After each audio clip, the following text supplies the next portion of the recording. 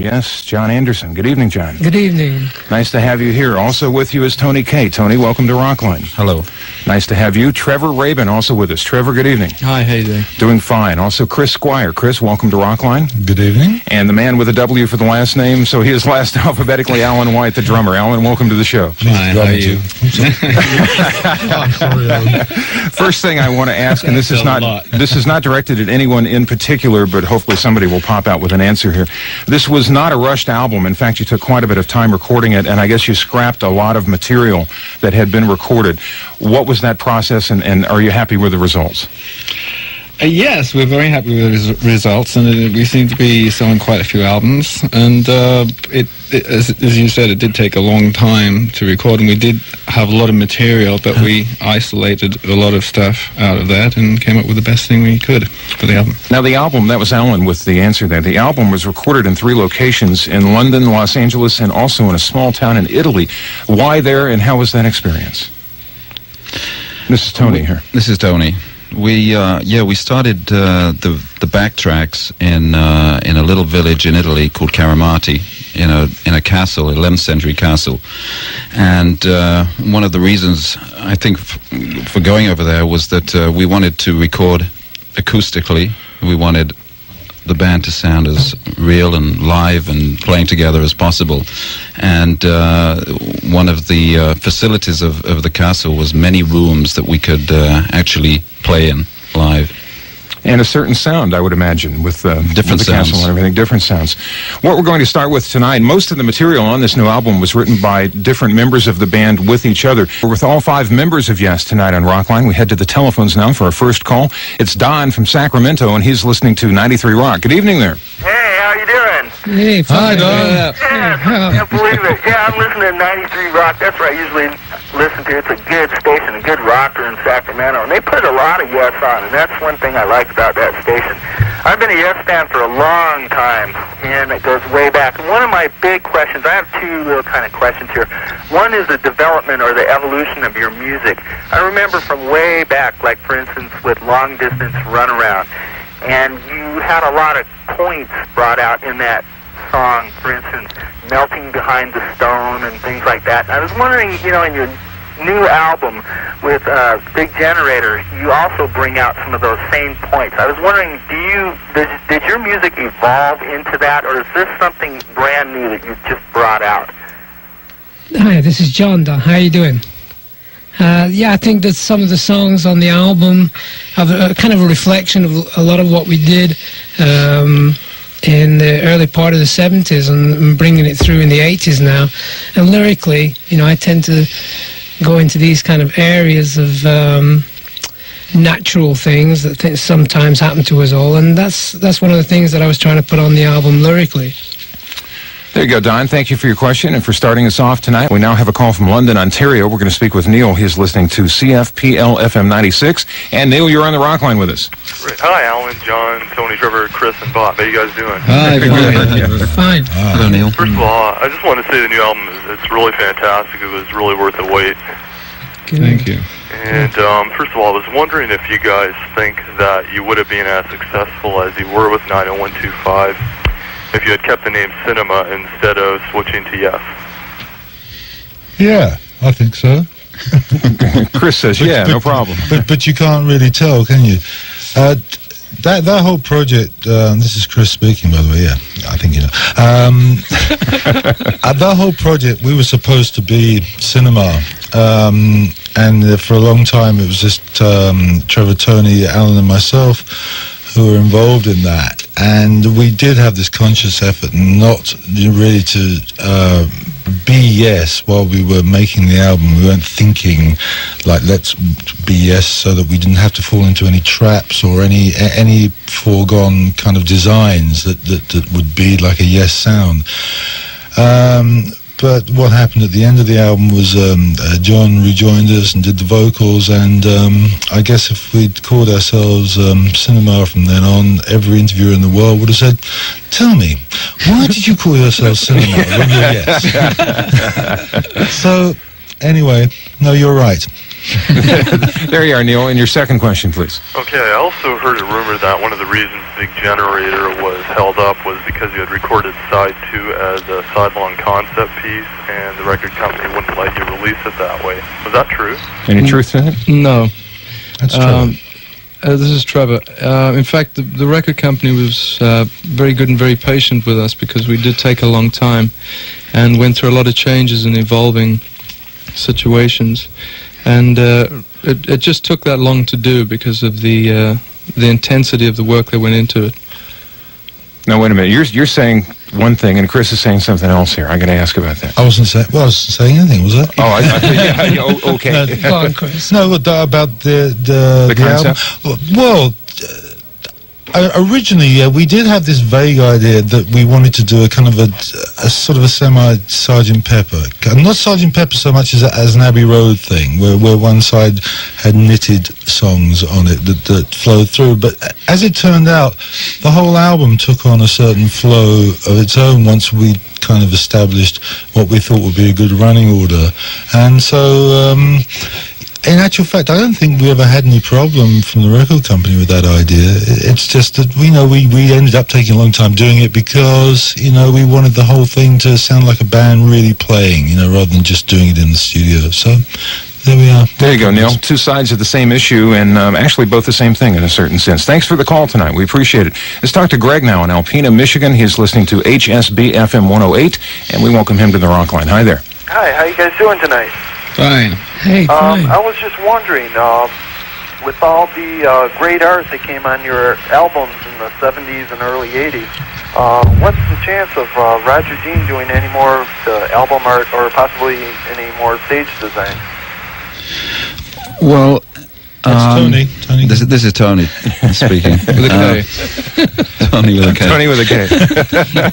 I think that that when we came to the end of 9125, and it was a virtually a new band in many respects, and we wanted to get into more of a modern a modern approach to everything that we did, musically, graphically, the stage, and whatever, that we decided that to go with someone who was into more of a computerized, futuristic approach to graphic design, and so that's why we came up with a designer who would do that.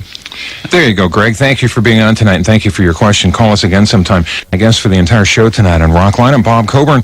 Has some concert dates I'm going to mention. We're about to take a call from St. Louis. That is one of the lucky cities named so far for the Yes Tour. Now, these dates are very, very early. It's just a handful that we have. The first date is Omaha, November 14th. Tickets are currently on sale for that concert. Tickets will go on sale this weekend for the following dates. Monday, the 16th of November, Milwaukee. The 17th, Madison, Wisconsin. The 18th, Bloomington, Minnesota. In Des Moines on the 19th, you'll find Yes on the 21st in Detroit, Michigan, the 23rd in St. Louis, and the 25th in Chicago. Those are the dates where tickets will go on sale this weekend. We have some other cities we will announce later on where the band will definitely be playing. And this, I suppose, gentlemen, is a pretty massive North American tour you're about to embark on here, so other dates will follow, correct? Mm-hmm. Yeah. So check with your local Rockline affiliate as the weeks go on, and you'll find out the upcoming dates. Our call from St. Louis is somebody named Jim. He's listening to KC95, and he's on the Rockline. Hi there, Jim. Hey, how you doing? Hi, Jim. Hi, guys. How you doing? Hi, Jim. Hi, Jim. Hey, you just made my whole night and probably the rest of the year hearing you coming to St. Louis. That's all I need to know. Great situation. My call primarily is based on your titles for your albums. Obviously, the different types of titles you start out with the uniqueness of the Yes album, going all the way up through Close to the Edge. 90125 was definitely unique, but where did the title for the Big Generator come from? Well, this is Chris. I don't know if you managed to catch it or not, but we did an hour-long showpiece sort of video that was run on MTV and on Showtime. I don't know whether you have that in your area, but and it's available at your local record store. And on VHS. So the thing is, what happened at the end of it? We added some footage of these old American educational movies, and they were colorized by Charlex people in New York. And one of the sections we used was from this kind of 60s thing of a dad sitting at home with his young daughter and her boyfriend, and he was asking, hey Dad, can we put some music on? And Dad says, sure kids, go ahead, or something like that. And Dad's kind of sitting there in his armchair at the end of the whole piece with the pipe in his mouth saying, the music of big generators. So it's a continuation from that. So there you go, Jim. Thanks for your call. Enjoy the upcoming concert, and good luck in the World Series against the Minnesota Twins. Yeah, which resumes tomorrow night. Boy, I'm glad they're not playing tonight, I'll tell you that. Let's take a call now from East Lansing, Michigan. It's Vince. He's listening to WMMQ in Lansing, and we welcome him to the show. Hi, Vince. Hello. How you doing? Hi, Vince. Hi, Vince. Right. First, I'd like to congratulate you on your new album. It's excellent work. I'm sure it'll be a big success. Thank you. And I have two questions for you. My first is directed towards John and Chris. I was wondering if, upon forming the group 20 years ago, if you ever expected to be such a long-lasting success. And my second question is for Trevor. You seem to be concerned with the editing on 90125 mostly. On the third track, It Can Happen, you can barely make out a voice dubbed into the first solo. I was wondering what that was all about. The first question. What was the first question? Hey. Back to the beginning, did you have any idea that things would turn out the way they had? Was it No, I don't think so. Yeah. I think he just dreamed that things are going to, keep going for a couple of years, and it just, 10 years later, you're thinking, gosh, that took a very short time, and now we're into 20 years later. It's amazing. It is amazing how That that took happens. even shorter. Feels like just yesterday. Besides mentioning Chris and John, Tony was one of the original founding members of Yes, too. Sure. And the other question for Trevor, do you recall that particular part in that song? Yeah, I just don't recall what happened with it. There was some radio was- station. Yeah, we're talking about the It Can Happen solo. It was actually an overdub of What's his name? John Gielgud. John Gielgud, that's Yeah, right. from The Importance of Being Earnest. Right. Yeah. And we just kind of, we just kind of mixed it Mr. behind Memory the Man guitar here. solo. It has no significance whatsoever. it can happen. But So that's the answer. So that you would ask that question, Vince. Thanks for being on. Thanks, We appreciate Vince. it. Let's go back to the phones. And Bob Coburn. We're with Yes tonight on Rockline, if you haven't figured that out. We go to Philadelphia this time around. Quickly, here are some of the cities where Yes will appear. No ticket information or venue information as of this moment, but here's some of the cities where they will be. Pittsburgh, Richmond, Philadelphia, Hartford, New York, Providence, Buffalo, Ottawa, Montreal, Toronto, Boston, and Baltimore, the Baltimore area, serving Washington too, of course. We go to Philadelphia now. We're going to talk to Cliff. He is listening to 94 WYSP, and we welcome him to the show. Good evening, Cliff. How you doing? You Right. Doing there? Philadelphia. How's it going? Very good. I was curious. On the new album, there's a Paul DeVilliers that's producing, and I was wondering, where did he come from? And I was curious also. I had a question about the stage. I heard it was an elaborate setting, and I wondered if it was, going to be in the round like you used to do, or if it was going to be a flat stage like the 90125, or, just exactly what the stage he was going to have on it. Well, this is Trevor speaking. Paul DeVilliers is, he does our live sound and knows the band really well, and we went through a period in the first 8-9 months of the album with Trevor Horn, and kind of grew apart at that point. And Paul became involved at that point, and we had a good time with Paul doing a large portion of it. And as far as the next question, the stage is it is a far more elaborate stage, and we've gone to great lengths to put on a different show to the last time, and the emphasis being on the music. So there you go, Cliff. Thank you for your questions. Thank you for being on tonight. And you, Trevor, produced this album this time around, and I guess Paul did a lot of the mixing with you, where he really came in handy in that aspect of the record. Well, actually, he became handy prior to that. He didn't mix it. I mixed the album, and he was invaluable prior to that in getting the songs to the point where they were mixable. Mm-hmm. And one of his claims to fame is Mr. Mister. Yeah, he's worked with them. he's a great guy. Excellent. Thank you, Cliff. He's mixing them again at the moment, I think. Yeah. Let's talk now to Frank. Frank is in Hollywood, Florida. He's listening to 97 GTR in Miami. And Frank, you're on the Rockline. How you doing, y'all? Hey, Hi, Frank. Miami. Yeah. I got your new music, and it sounds great on CD. I listen to it all the time. Good. Any question, please, Frank? What's the question? Yeah, and the question is towards Chris and Alan. I read somewhere that you were to form a group with Jimmy Page called XYZ. Is that true? Yes, one time we did play with Jimmy, and it was just a period when Yes weren't active as a band, and Chris and myself were playing together, looking to forming a new band. And we played in Jimmy's studio in England with the idea of getting something together. Originally it was going to be called XYZ. But we spent about 6 weeks playing, and we put some tapes down and did some good music with everybody pretty much writing. And it sounded good at the time, but a little later things fell apart, and we met Trevor, and as a result we started working on cinema. And then Trevor fell apart. No. That's right, but then Tony came Well, along. Trevor played in tune. Let's put it that way. I have a question for Chris about that experience. I heard that you wrote quite a bit of material for that, Chris, and did one of your songs end up being a Firm song with someone else credited as writing it? Is there any truth to that? Yeah, absolutely. I had a feeling there was. Could you tell us what song? I wrote that song. Alan wrote the bridge. I wrote it.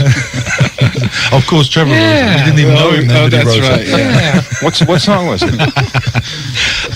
Do you know? I don't know what they ended up calling it. When it was written as an instrumental, and I think Paul Rogers later added some lyrics to it that and then gave it a title. I just think they got the tapes mixed up a little bit. No, probably, yeah. You never know. Jimmy probably said, "It's in my bag somewhere." Oh, here it is. Thanks, Frank. We're going to move on now. We're going to talk to Jarrett in Baltimore, and Jarrett is listening to 98 Rock. Good evening there.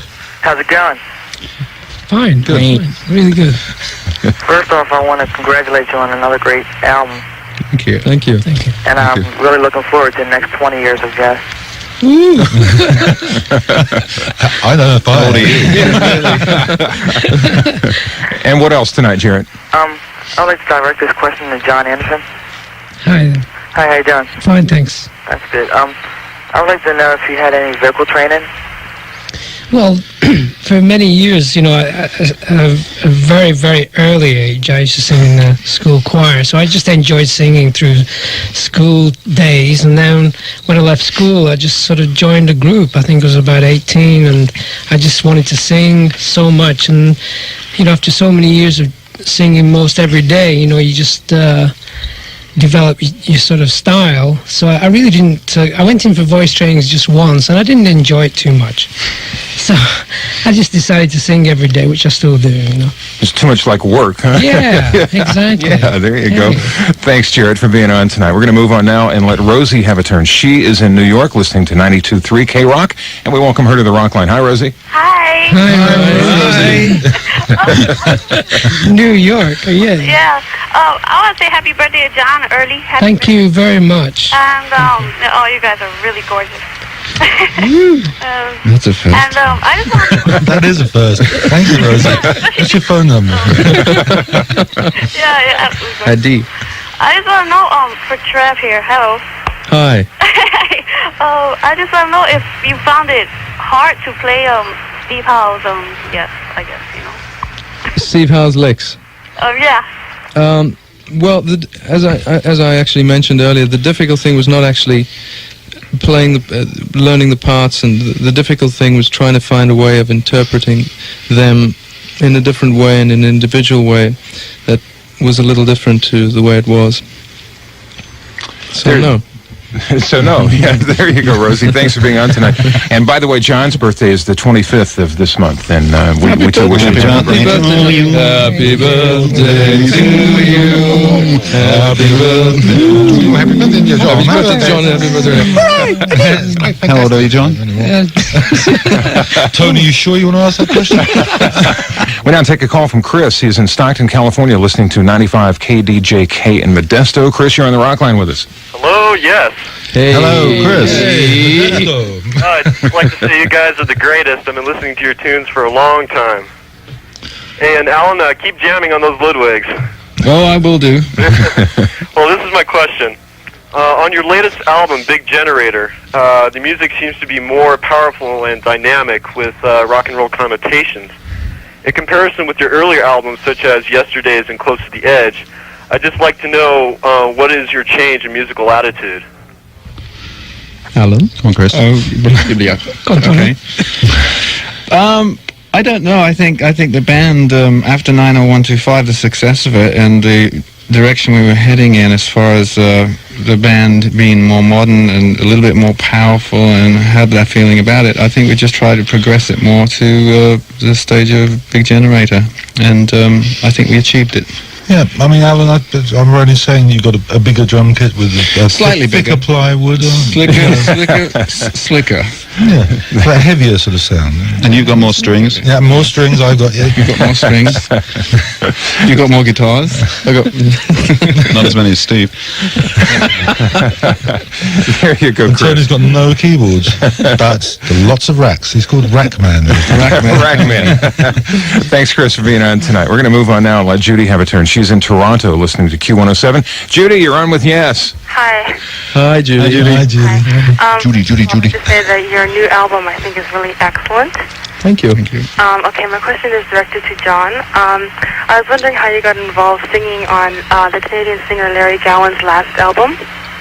Yeah, thank you. I bumped into Larry in Los Angeles, in Hollywood. I was actually recording next door, and just met with him and enjoyed some of the songs that he was doing, and he just asked if I would like to sing some backing vocals, and we got on very, very well, and I really enjoyed singing with his songs, and I really think he's a great artist.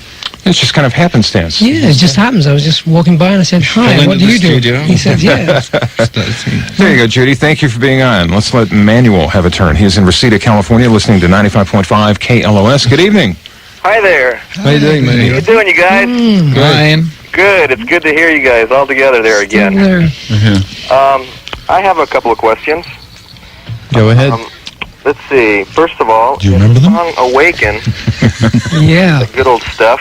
Yeah, I was wonderful. wondering, what was the closely guided plan?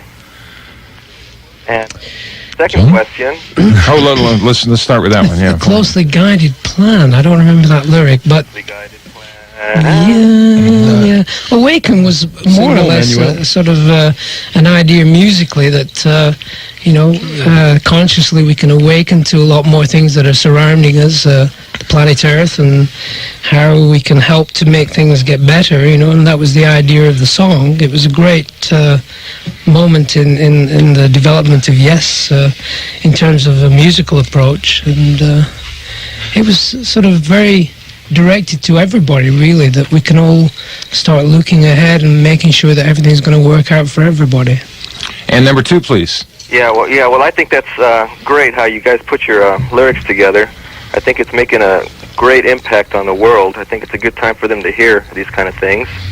And my second question is if you guys intend on making any more solo albums. This is Chris, yeah. I intend to make another one this year. Trevor's already got one in the works, and I think Tony Kaye is doing a record for cinema, is that true? For cinema. For cinema Yeah, it's records? taken off our John's name. got one in And the John's works. just finished one. Yeah. About to. And then Well, I probably guess another I one might after as well think about doing one too. Better get You doing one, Alan? Get busy there, Alan. Is that one of the appealing things about Yes, that you can work collectively and you can foray into other areas like that? So Yeah, really I no think restrictions. It's very important. I believe that the home is Yes, and that's where we can get together and make music together. But there's also that other side of us, individual attitudes to music and what we want to put forward. And hopefully these are things are coming through again. So plenty in the offing there, and thank you for your call. We appreciate it, and call us again sometime. We're back to the phones. We go for the band now to Gastonia, North Carolina, as we head there this evening. We're going to talk to James. He's listening to 95.7 The Rock in Hickory, Charlotte, North Carolina. James, you're on with Yes. Trevor, Hi, James. I play lead guitar in a local band, and I noticed that you have a really defined style. I was just wondering if there was anyone who influenced you or any particular effect you used that gave you a better sound or helped you to define your style. Well, I guess with most guitarists, it's important to acknowledge that a lot of people influence you, and I think one important element to consider is the sound of understanding what the sound is and the engineering side of the sound to understand what it is you're doing. And if you want to do something, it's always a good thing to know how to get there rather than just kind of blindly looking for it. So I would say that, you know, having some awareness of the engineering side of records, or even on a live aspect, knowing which are the best amplifiers to use, and specifically for what you want to do, knowing what the best thing would be to do that. It not only makes you a better player, it makes you more valuable to the band, too. And, I mean, on this album, you produced, you engineered, you mixed, you played guitar, you played keyboards, and you sang some vocals, too. Mm-hmm. Did you bring sandwiches in while you were at it? I mean, that's virtually everything. Nice tuna fish you make. do a good tuna fish. So it does really make you much more important to the band and makes you a more enticing package. Thank you, James, for your call. Not I've to never heard him depersonalize called an enticing package. Good. Thank you, James. We're going to move on now to Bloomfield, New Jersey, as we talk to Yvonne. She's listening to 92.3 K-Rock in New York. And Yvonne, you're on with Yes. Hi. I love you guys to death, and I'm so glad I got through. I have a question for Trevor, though. I heard you're coming out with a solo album. Is this true, and when can we expect it in the stores? Because I love the Wolf album so much. It's my favorite. Oh, thank you. Well, it's obviously with this album taking so long, it's kind of put back the release of my album, but as you know, as soon as time allows, I'll be getting into it. I've written most of the material and looking forward to doing it. So I hope you like it when it does come out. And I guess being on the road will stop that even further. It'll be a while before you get back into the studio to do that. There you go, Yvonne. Thanks for being on tonight. Let's let Jim have his turn now. He's in Hartford, Connecticut, listening to 106 HCN. Jim, you're on with Yes. Hi, guys. Hi. Hi. I have two questions. First, in the new song, I'm Running, the first word is Jacaranda, and could you tell me what this means? Well, Jack, the funny thing about that, this is Trevor speaking, when that part of the song came about, I was just trying to put together the melody and the whole thing. Somehow I sang Jacaranda. It's a guy you know, isn't it? Jack? Yeah, but Aranda was another thing. But Jacaranda is basically a tree, and it's the tree of knowledge. And when John came into, to sing it, and he rewrote some of the lyrics that I'd got into, he kind of picked up on that and just explored it a little further. Is it that famous tree with all the purple... purple flowers. Beautiful tree. Yeah, very few leaves and purple flowers. Right. Yeah, very pretty tree. South American kind of.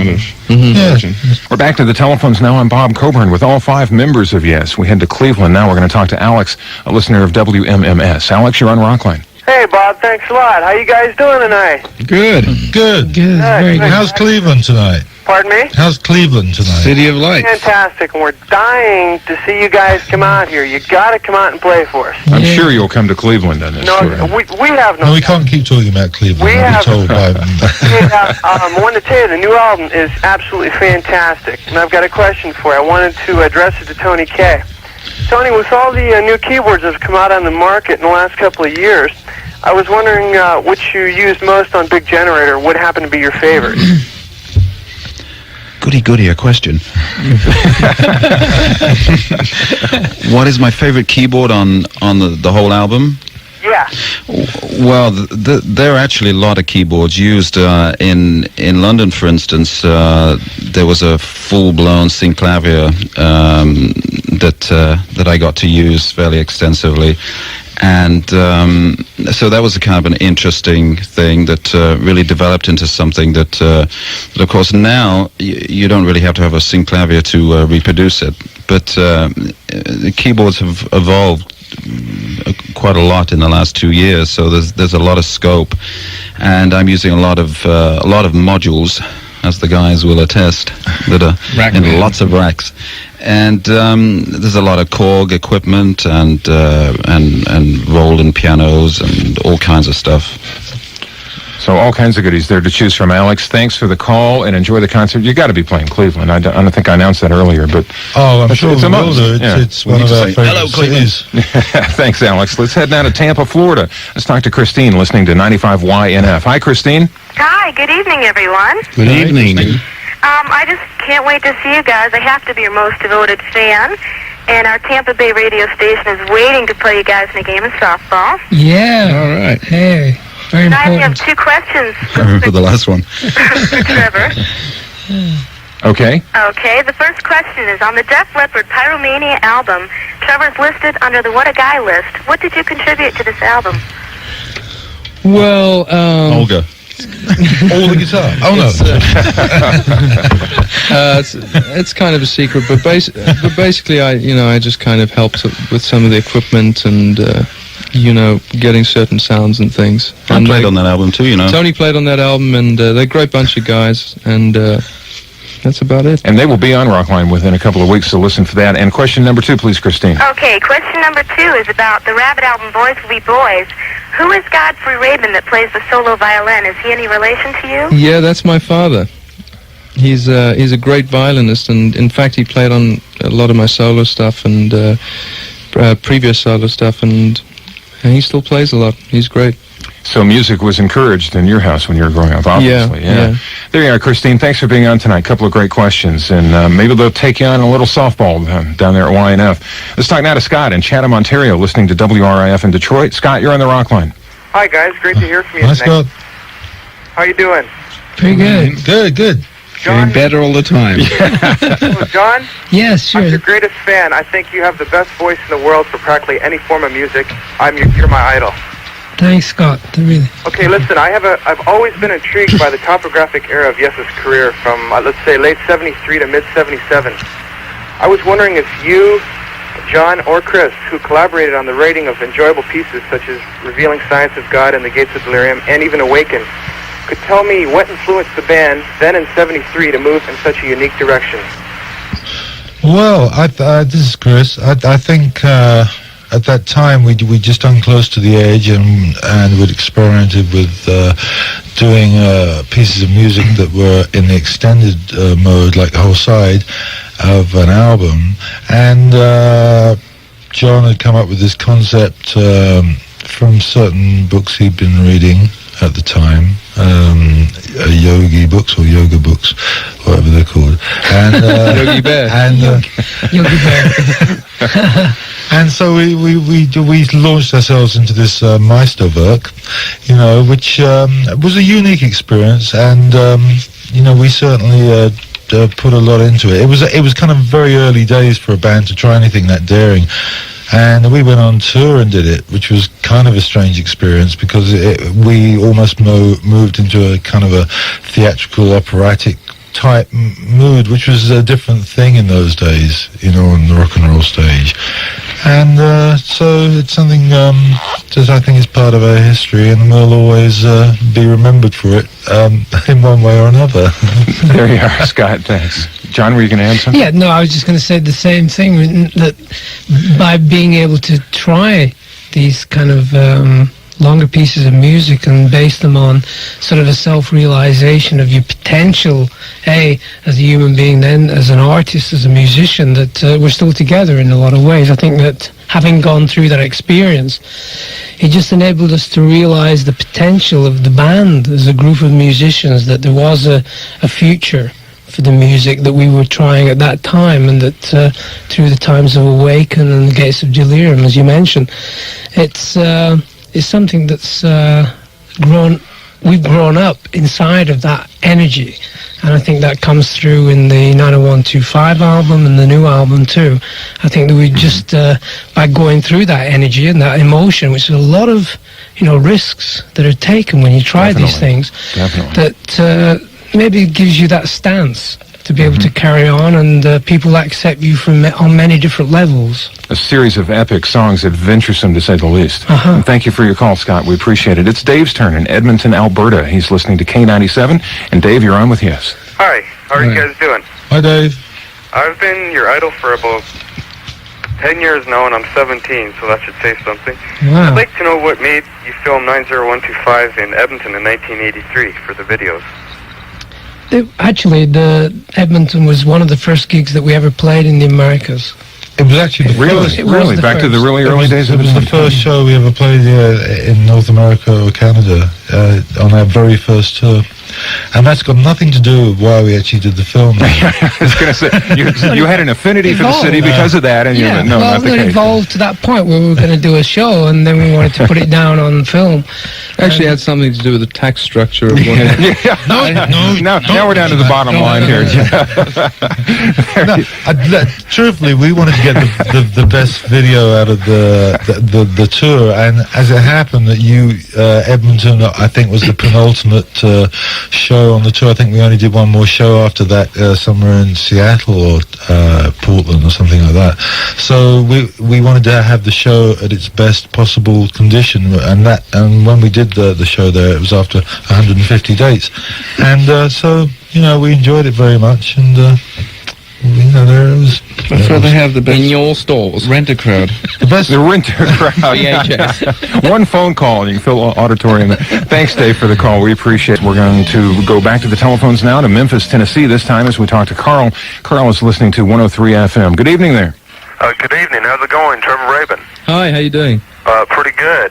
Listen, I've written a letter to Yes via Atlantic Records, and I just request that y'all read it, and I'd really appreciate that. And I have too many questions for you, and there's not enough time, but I do have one that I can think of, and it's, what does Say No in the song Love Will Find a Way? Well, Say No means I eat at home, basically. And but what it really comes from is Nu is one of the guys who works with the band, and during rehearsals he used to eat. And it was part of that, but basically it's just a statement of I eat at home, which has to do with the simplicity of what the love song is. There you go, Carl, and thank you for being on, and look for a letter from Carl from Memphis. He wants you to read that. With or without the screen. Long-distance information. Let's talk to Tom now in Calgary, Alberta. He's listening to Kick FM 107. Tom, you're on with Yes. Hi, how you doing? Good. Hi, Tom. Hi, John Anderson. Hi there. I can't believe it. Calgary. I am a huge fan. 6'7", right? Anyways, I got two real quick questions. The first one is, are you going to be doing any material off Going for the One on your new tour? Because I believe that's your best album. And, no? But, to be succinct, no. Okay. What do you like about that album? For John Anderson is, when you're recording albums these days, what's your role, John, in the studio compared to, say, 10 years ago for, like, say, Going for the One or Tomato? I think that the main thing that happens now is that the guys get together and work out on the songs, and I come in later on when they've been formulated and help with the vocal structure, the harmonies and lyrics, obviously, and choruses. And sometimes the track is so alive and so attractive, I just start singing these choruses and things, and it just seems to link in very well. So my role is always sort of preceding the basic arrangements and the way the band put it together. There you go, Tom. Thank you for your call. We're going to move on quickly. We have time for one more. It's Steve in Gainesville, Florida, listening to Rock 104. Steve, you're on. How you doing, guys? Hi. We're about out of time, Steve. So Gainesville Green. Yes, I just like to know if, over the course of the 20 years you've been together, if there has been any change in the goals of the group. Is that for John or this is Chris? For whomever. Okay, very quickly. No, we're just right here to bunch of guys. Carry right on. Bunch of just guys like a group. on the road. On the road. Forging forward. Cutting through everything, and like just getting to the point. And there we are. Bye. There you go, Steve. Thanks for your call. And thanks for listening, calling, and writing. Our address, should you not have it, P.O. Box 4383, Hollywood, California, 90078.